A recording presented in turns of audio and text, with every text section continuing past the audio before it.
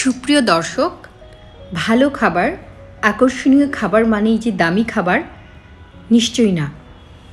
খুব সুন্দরভাবে আকর্ষণীয়ভাবে সাজিয়ে গুছিয়ে এরকম একটা স্যুপ যদি আমরা পরিবেশন করি, আমার মনে হয় সকলেরই মন জুড়িয়ে যাবে।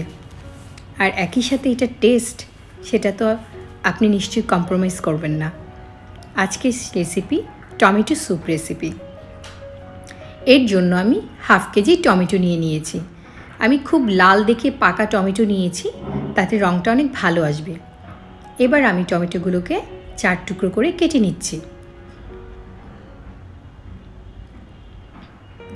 আমি চেষ্টা করি কম উপকরণ দিয়ে খাবার তৈরি করে দেখাতে। আমাদের বাসায় সাধারণত যে উপকরণগুলো অ্যাভেলেবেল থাকে আমি সেগুলাই ব্যবহারের চেষ্টা করি, তাতে করে সবাই খুব সহজেই সেই খাবারটা তৈরি করে নিতে পারে। আমার টমেটোগুলো কাটা হয়ে গেছে। এবার আমি 1 কাপ পানি দিয়ে টমেটোগুলোকে সেদ্ধ করব। আমি প্রেসার কুকারে 4 থেকে 5টা সিটিতে টমেটোগুলো সিদ্ধ করব। তারপর গ্যাস রিলিজ হলে তারপর আমি নামিয়ে নেব।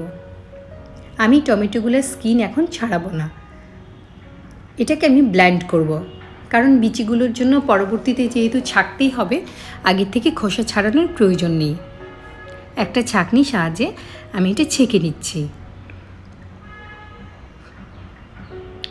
যেহেতু এটা ঠিক, তাই একটু ঘষে ঘষে এটাকে ছেঁকে নিতে হবে।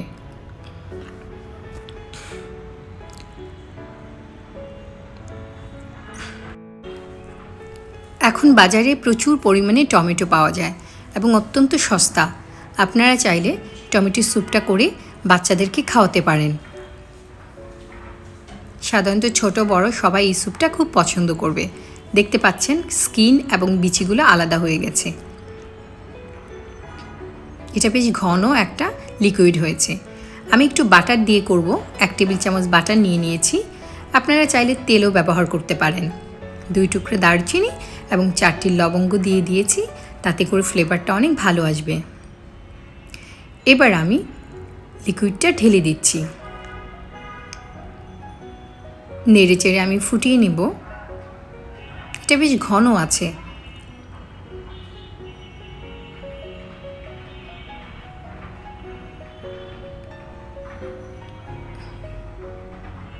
আমি জারটা ধুয়ে অল্প একটু পানি দিয়েছি।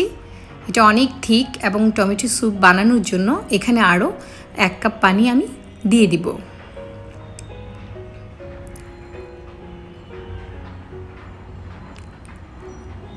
এটা আমি নেড়ে চেড়ে ফুটিয়ে নিচ্ছি এবং লবণটা অ্যাডজাস্ট করে নিচ্ছি। আপনারা চাইলে এই অবস্থায়ও খেতে পারেন, কিন্তু রেস্টুরেন্টের স্যুপটা একটু ঠিক থাকে, তাই 1 টেবিল চামচ কর্নফ্লাওয়ার 2 টেবিল চামচ পানির সঙ্গে গুলিয়ে আমি এখানে দিয়ে দিচ্ছি। যারা পাতলা স্যুপ খেতে পছন্দ করেন তারা এটা না মেশালেও পারবেন। এবার আমি নেড়ে চেড়ে কিছুটা ঘন করে নিচ্ছি।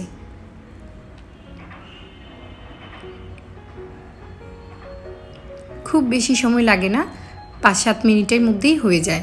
আমি অল্প অল্প করে কর্নফ্লাওয়ারে সেই লিকুইডটা মিশিয়েছি যতটুকু ঠিক আমি চাচ্ছি।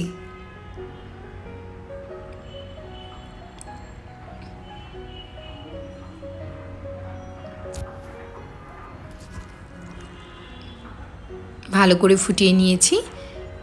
আস্তে আস্তে বাবলসটা চলে গেছে এবং টমেটো স্যুপটা হয়ে গেছে। দেখতেই পাচ্ছেন এটা কত সুন্দর একটা স্যুপ হয়েছে। আমি এটা এখন সার্ভ করব।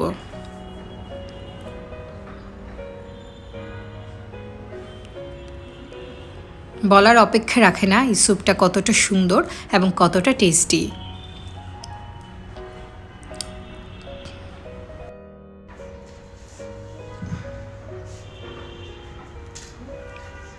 এবার এটাকে আমি একটু সাজিয়ে দিব। ফ্রেশ ক্রিম দিয়ে একটু সাজিয়ে দিচ্ছি। আপনারা চাইলে হুইপড ক্রিমও ব্যবহার করতে পারেন।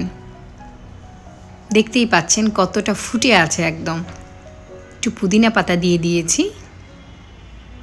এভাবে সাজিয়ে যদি একটা স্যুপ পরিবেশন করা যায়, আমার মনে হয় এখানে আর বলার অপেক্ষা রাখে না এটা কতটা ইমপ্রেস করতে পারে একটা মানুষকে।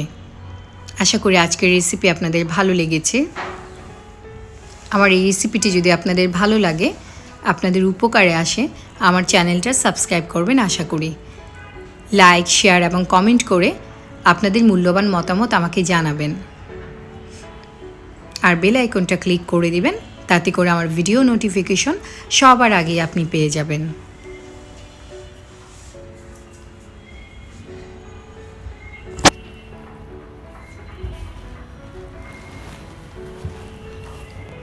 খাবেন যখন ভালোটাই খান। লিয়াস রেসিপির সাথে থেকে ব্যতিক্রম রান্নায় নিজেকে আত্মনির্ভরশীল এবং আত্মবিশ্বাসী করুন। রান্না হোক আয়ের মাধ্যম। আল্লাহ হাফেজ।